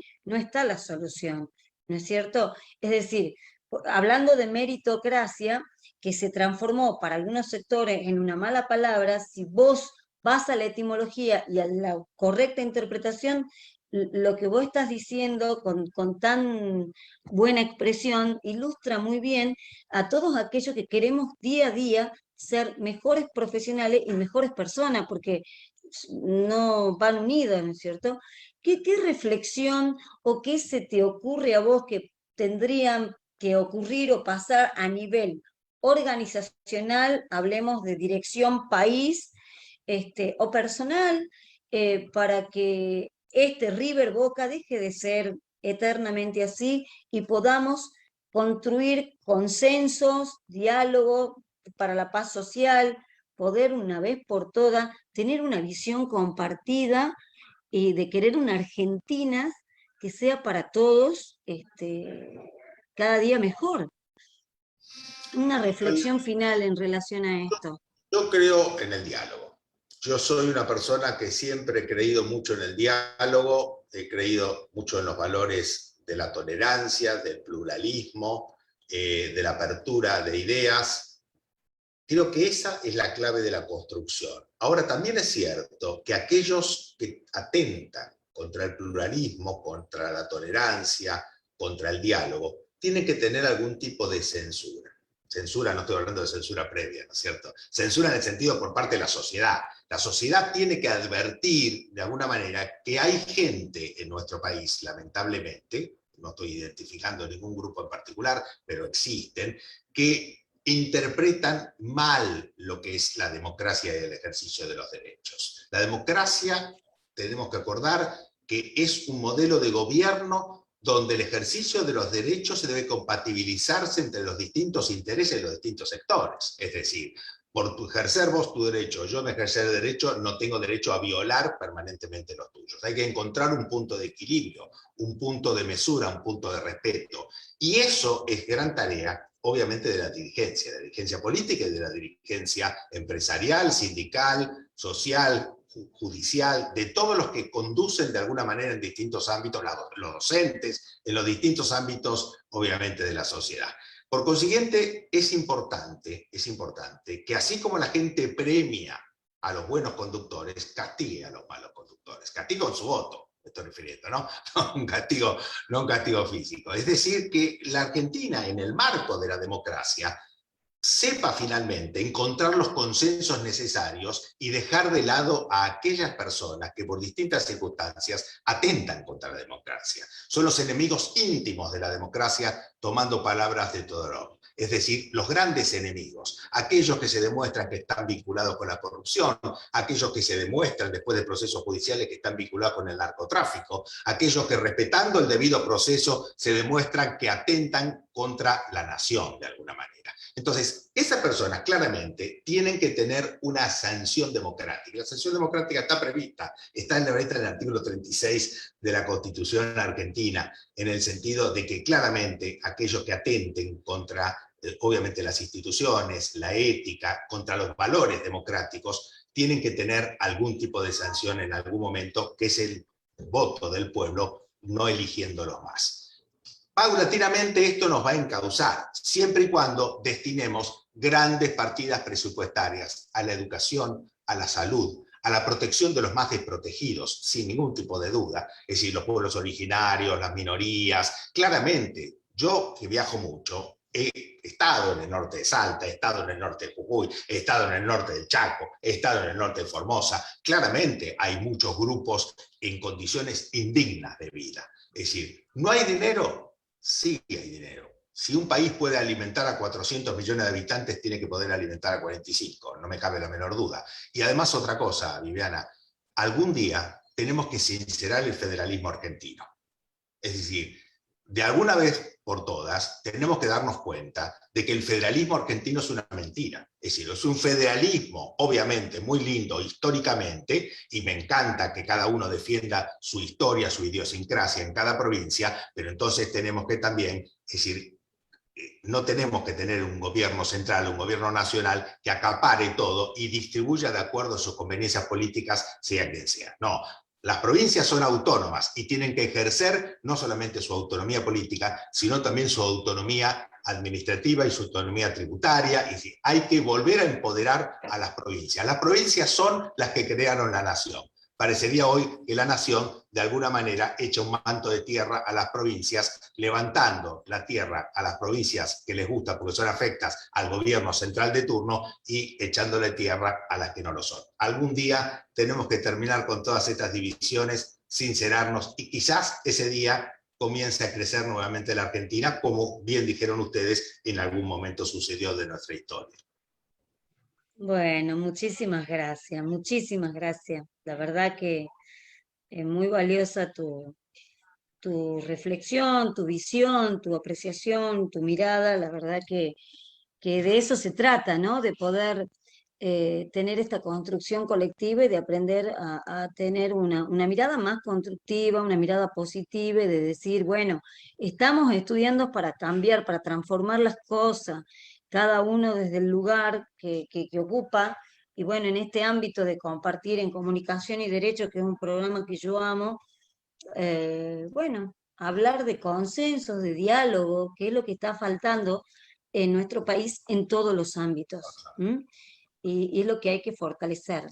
Bueno, no sé, Andrea. Bueno, la verdad, Alejandro, magnífico. Siempre superás todas nuestras expectativas, vos lo superás, y la verdad que es un orgullo tenerte acá en nuestro querido y humilde programa, tener un genio como vos. La verdad que te hace más genio porque, como siempre, hablamos y sí, Andrea, sí, Viviana, voy a estar.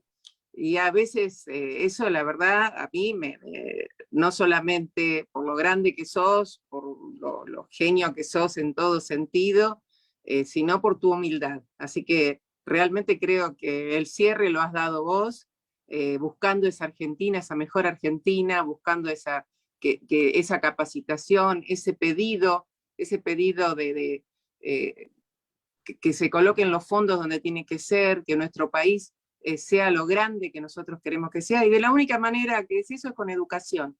Con educación es la única manera que podemos tener una Argentina grande, que todos podamos saber elegir, desde conocer todo, poder conocer todo, porque si vos sos ignorante, cualquiera te puede vender algo y decirte, bueno, esto es lo bueno. Realmente la educación es lo único que nos va a hacer libre, que es lo que buscamos, que es lo que necesitamos. Así que te agradecemos, Alejandro, gracias, Dani, gracias, Vivi, por una entrevista, como siempre, fantástica, que has estudiado un montón, sos una gran constitucionalista, porque no cualquiera hace todas las preguntas que hace ella, porque es una genia, y la verdad, Alejandro, gracias por tu humildad. Y nosotros, acá con Dani estábamos mirando, y realmente Dani, que es también humilde, ni siquiera prendía la cámara, como hay varios que están acá, que ni siquiera prenden la cámara, porque es un placer escucharlos a ustedes. Así que mil gracias.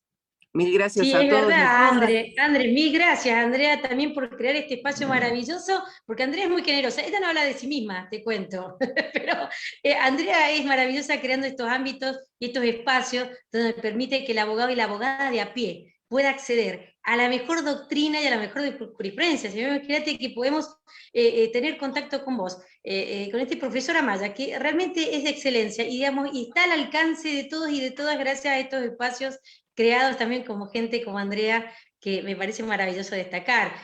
La verdad, yo estoy más que agradecida de poder estar acá escuchándote, Alejandro, y además de estar cursando la especialización, gracias a un convenio maravilloso que has hecho con la provincia de Mendoza y con el Poder Judicial, y que ha sido accesible para los profesionales que podemos pagar ese curso, y la verdad que eso también es un mérito también tuyo, ¿no? De organizar este tipo de encuentros y de estas convocatorias, ¿no es cierto?, con la posibilidad de que se puedan pagar, ¿no es cierto?, que uno pueda estudiar en los mejores niveles, en las universidades que nunca, jamás uno hubiera podido pensar que va a poder estar cursando, aunque sea a la distancia, en sus aulas, ¿no? Así que eso también te lo quiero agradecer. Yo soy mamá de 5 hijos, así que me parece que, no sé si hubiera podido viajar a Italia, pero me has dado la posibilidad de que la Universidad de Bolonia venga a mi casa, y eso te lo tengo que agradecer profundamente. Estoy más que emocionada de poder cursar esa especialización, y voy a seguir después la maestría, todo, me voy a meter en todo.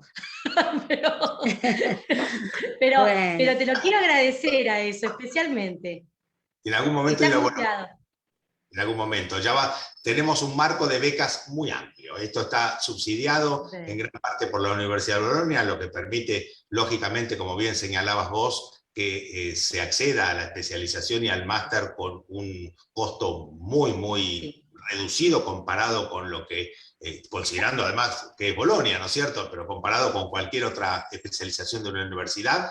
Hay muchas becas, tenemos muchas becas, de hecho, gente que se ha inscrito para terminar el máster ha recibido becas justamente en el Poder Judicial de Mendoza, y también tenemos becas para ir a Bolonia, para ir a Europa. Por lo tanto, la verdad, en algún momento también vas a tener conocimiento de todo esto, y te esperamos con los brazos abiertos, como te diría el decano de Bolonia, Luca Mezzetti, te esperamos a todos con los brazos abiertos. Mezzetti es realmente otro genio, realmente que además una claridad para explicar, porque eso es lo que tienen también estos profesores, ¿no? Amaya, Mezzetti, que tiene una claridad que te hace cosas, te hace todo fácil, cosas que son dificilísimas, cosas que les ha llevado tiempo a ellos estudiar, y te lo han masticado todo fácil. Yo te quiero te poner a estudiarlo de cero, no entendés nada, pero esos te lo dan fácil. Así que yo, gracias, muy agradecida que la Universidad de Bolonia llegue a mi casa, así que muchísimas gracias, realmente un placer, y que Andrea nos permita compartirte a través de este espacio maravilloso de ciclos que hace Andrea con todo su equipo para todo el país. Así, y bueno, para más, porque como es por internet se replica, más gente te está escuchando. Así que Gracias. agradecida enormemente. Gracias Dani, gracias Alejandro. Bueno, Vivi, no sé si vos querés cerrar, porque así lo liberamos, le dijimos por media hora. No, bueno, sí, lo único que me muy... gustaría, tiene muchas obras, que nos recomendara alguna obra, ya que lo tenemos acá y en primera persona, me parece que estaría bueno que comparta con nosotros alguna obra que para él sea la más significativa o la más valiosa, y bueno, gustosos nosotros de compartirla, porque realmente sos un gran maestro, un referente, y bueno, y queremos profundizar en el derecho constitucional. Cada uno de los que estamos acá asumimos hoy ese compromiso, y por eso me gustaría que nos compartas los nombres de algunas de las obras que para vos son más significativas. Bueno, vos sabés que para los autores esto es bastante común, ¿no es cierto? Una cosa son los libros más requeridos y otra los que uno más quiere. Son cosas distintas a veces. Si uno realmente tengo que recomendar algunas obras que están vinculadas con la formación de los abogados y con la experiencia, digamos, con la utilidad práctica también, claramente tengo que recomendar Control de Constitucionalidad, que en su tercera edición recibió el Premio Academia Nacional de Derecho como la mejor obra jurídica en los años 2014 y 2013. Tengo que recomendar el Tratado de Control de Constitucionalidad y de Convencionalidad, que son 4 tomos y que realmente es de una utilidad enorme, porque ahí uno mira todo el control de constitucionalidad y convencionalidad, incluso respecto de cada uno de los derechos. Pero si tengo que recomendar la obra que más quiero, es una obra que a mí me parece que es un momento para leerla nuevamente, que se llama Democracia y Minoría, justamente. Yo edito todo con Astrea, más allá de que he editado mis libros, no solamente acá en Argentina, sino también en Chile, Paraguay, Colombia, Brasil, es decir, hay muchas ediciones de mis libros con distintas editoriales en toda Latinoamérica, pero digamos acá en la Argentina todas, digamos, tengo casi una exclusividad con Editorial Astrea, sacando algunos libros que he hecho con La Ley. En general edito con Astrea en los últimos años, y todo esto está en Astrea, lógicamente. Así que bueno, lo útil pasa por el control de constitucionalidad y por una obra que me parece que para los que hacen derechos políticos es buena obra, que es justamente Los Derechos Políticos, lleva también 3 ediciones, pero si me preguntás cuál es la obra que más quiero, es Democracia y Minoría, sin ningún tipo de duda. Bueno, ese va a ser el tema de la próxima charla, del próximo encuentro, Democracia y Minoría. ¿Te parece, ahora le vamos a decir, Alejandro, 2022? Pero eso le vamos a decir que ahí sí, media hora lo vamos a tener. Le vamos a mentir de nuevo. De nuevo. Perdón. Bueno, Alejandro. Gracias, es mentira, Alejandro. Es Gracias, mentira, Andrea. Alejandro, es mentira. Siempre dicen así. Él lo sabe, pero consensúa con nosotras que va a venir igual. Porque es el generoso. A disposición para lo que necesiten y en todo lo que pueda colaborar. Gracias. Para ustedes y para todos los abogados, realmente para mí es un gran gusto, un gran honor y una gran responsabilidad, porque soy un docente de alma. Así que lo que yo pueda ayudar, acá estoy. Gracias, Alejandro. Gracias. Bueno, gracias. Gracias, Dani. Bueno, Vivi, un beso enorme. Y bueno, nos vemos pronto. Pero muchas gracias, Ale, por tu Felices generosidad. fiestas, Gracias. Alejandro. Gracias, igualmente para Felices ustedes. Que tengas un próspero año nuevo. Gracias, Chao, igualmente. chao. Feliz Navidad y- Gracias. Un beso grande. Chao, chao. Hasta luego. Chao, Chao, chao. chao.